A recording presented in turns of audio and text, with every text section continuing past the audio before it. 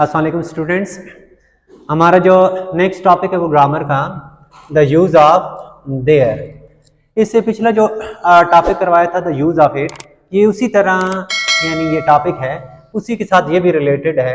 यानी आपको ये सिखाना है कि कौन से टेंसेस हैं जिनमें आपने देयर इस्तेमाल करना है और कौन सा में देयर इस्तेमाल नहीं करना। यानी बहुत सारे ऐसे जुमले होते हैं जिनमें ये हमें रिक्वायर्ड होता है कि देयर का वहाँ हम इस्तेमाल करें। यहाँ पर हमारे पास जो पहला पॉइंट है, ये जो लफ्ज देयर है का लफ्ज जगह को जाहिर करता है। ठीक है, जब ये फिक्रे के आखिर में या दरमियान में इस्तेमाल हो। ठीक है, ये चीज ज़हन में रहे कि देयर का इस्तेमाल जो है, यानी ये जब फिक्रे के आखिर में हो या दरमियान में आए तो ये किसको जाहिर करता है, यानी जगह को जाहिर करता है।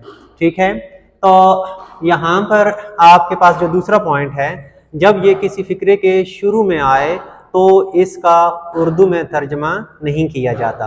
अगर शुरू में आएगा तो देर की यानी ट्रांसलेशन आप उर्दू के में नहीं करेंगे, और अगर दरमियान में आ जाए या कहीं और आएगा तो फिर आपने देर की यानी ट्रांसलेशन करनी है। यहाँ पर आपके पास एग्जांपल्स हैं। आप पहली जो एग्जांपल है यहाँ पर, there are roses in the basket, यानी टोकरी में गुलाब के फूल हैं। आप देख लें यहाँ पर देर लिखा हुआ है, लेकिन यहाँ पर कहीं भी लफ्ज वहां हमने इस्तेमाल नहीं किया। तो इस तरह के जो जुमले होंगे, यानी आपने जो देर से शुरू होते हैं, यानी उनमें फिर यानी जो स्टार्ट में जब देर आएगा तो उनमें यानी देर जो लफ्ज है इसकी ट्रांसलेशन नहीं करनी, वहां का लफ्ज उर्दू में फिर आपने इस्तेमाल नहीं करना। There are roses in the basket, टोकरी में गुलाब के फूल हैं। हमारे पास दूसरी एग्जांपल है, कमरे में कोई लड़का ना था। अब देख लें कि इसमें यानी हमने कहीं भी वहां का लफ्ज इस्तेमाल नहीं किया हुआ, तो ये जगह को जाहिर कर रहा है। ठीक है, कि किधर है, यानी लड़का वो किधर है, कमरे में है, तो लेकिन यहाँ हमने वहां का लफ्ज इस्तेमाल नहीं किया हुआ, तो इस वजह से जो ऐसे जुमले भी होंगे उनमें भी हम देयर का इस्तेमाल करेंगे। तो यहाँ देखिएगा, there was no boy in the classroom, यानी क्लासरूम में कोई भी लड़का नहीं था। यानी जरूरी नहीं कि ये देर शुरू में आया और आप यहाँ वहाँ इसकी ट्रांसलेशन करते रहें। शुरू में अगर देर आ जाए तो फिर आपने इसकी ट्रांसलेशन नहीं करनी। ये जो इंग्लिश के जो सेंटेंसेस होती हैं ये उनकी रिक्वायरमेंट होती है। अगर वो देर से स्टार्ट ना किए जाएं तो उनको यानी कंस्ट्रक्ट करना में बनाना जो है नामुमकिन हो जाता है। तो ये सेंटेंस की रिक्वायरमेंट है। जिस तरह पिछले टॉपिक में कुछ जुमले हमारे पास ऐसे थे जिनमें इट जो उनकी रिक्वायरमेंट थी, तो उनमें हमने इट का इस्तेमाल किया था लेकिन उसकी ट्रांसलेशन नहीं की थी। तो बिल्कुल इधर भी ऐसे ही है। नेक्स्ट हमारे पास एग्जाम्पल है यहाँ पर, कल वहाँ लड़के नाच रहे थे। अब देख लें कि ये हम इसमें लफ्ज वहाँ आ गया है।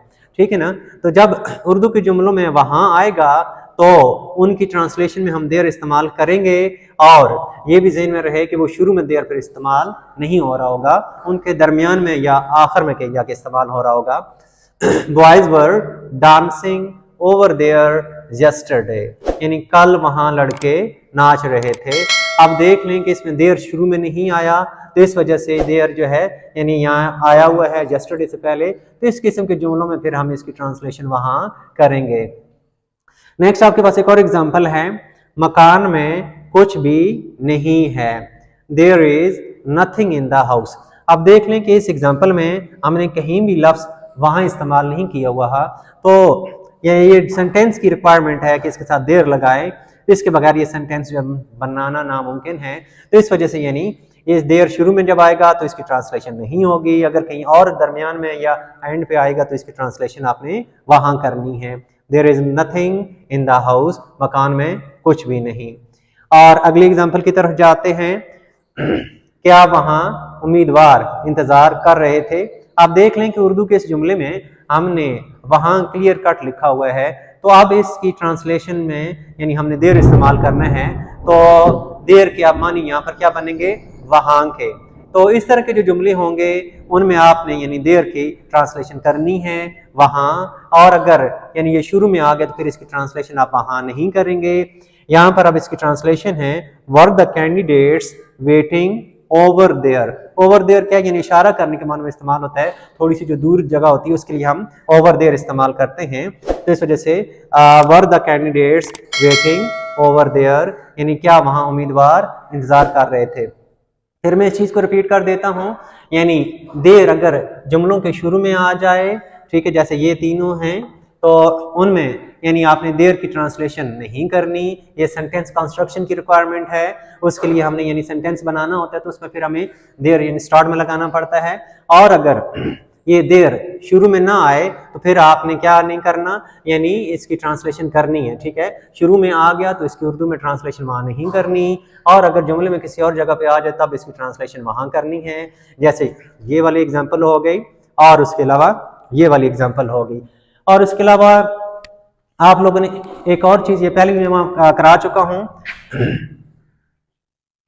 कि पिछला जो टेबल ऑफ पर्सनल प्रोनाउन था उसमें कि देर अब दो तरह के होते हैं, ठीक है ना।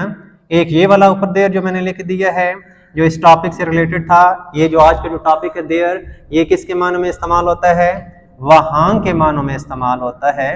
और ये वाला जो देर है, THER देर, ये पोजेसिव केस है, पोजेशन के लिए हम इस्तेमाल करते हैं। इसके मानी क्या होता है, उनका, ये हम किसके लिए इस्तेमाल करते हैं, मलकियत के लिए इस्तेमाल करते हैं, ठीक है।